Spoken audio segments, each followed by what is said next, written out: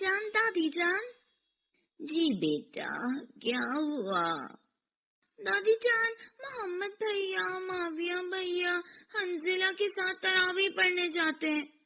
میں نے بھی تراویح پڑھنی ہے. تو بیٹا آپ بھی اپنی امی جان کے ساتھ تراویح پڑھا کریں.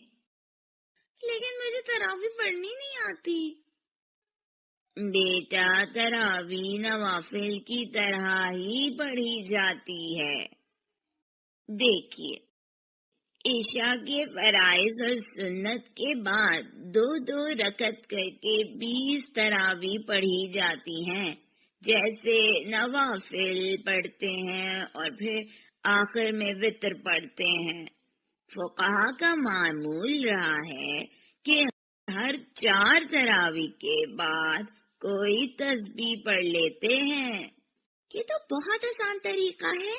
کون سی تسبیح کا اہتمام کروں میں دادی جان؟ کوئی بھی تسبیح اور دعا پڑھی جا سکتی ہے. ایک اس دعا کا بھی اہتمام کیا جاتا ہے، آپ بھی یاد کر لیجئے. سبحان ذی الملک والملکوت سبحان ذی العزت والعظمت والہیبت والقدرت والکبریاء والجبروت سبحان الملك الحي الذي لا ينام ولا يموت سبوح قدوس ربنا ورب الملائكة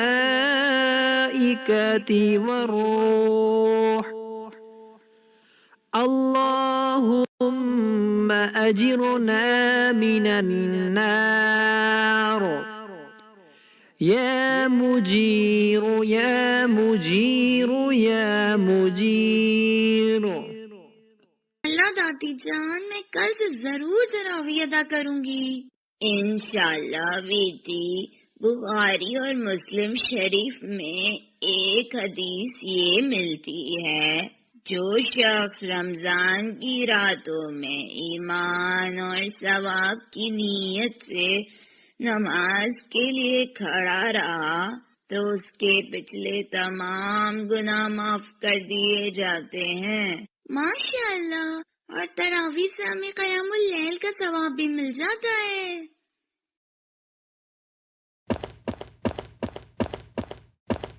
السلام علیکم. وعلیکم السلام بیٹا، آپ آ گئے. ماشاء اللہ. جی دادی جان، لیکن مجھے ایک بات تو بتائیے کہ تراویح میں پورا قرآن کریم امام صاحب سے سننا ضروری ہے کیا؟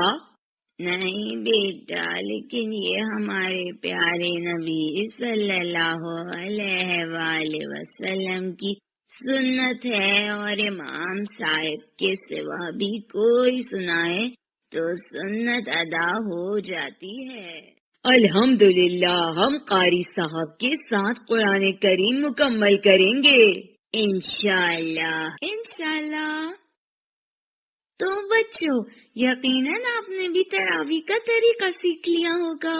کل ہم دادی جان سے پوچھیں گے کہ تراویح سنت ہے یا فرض.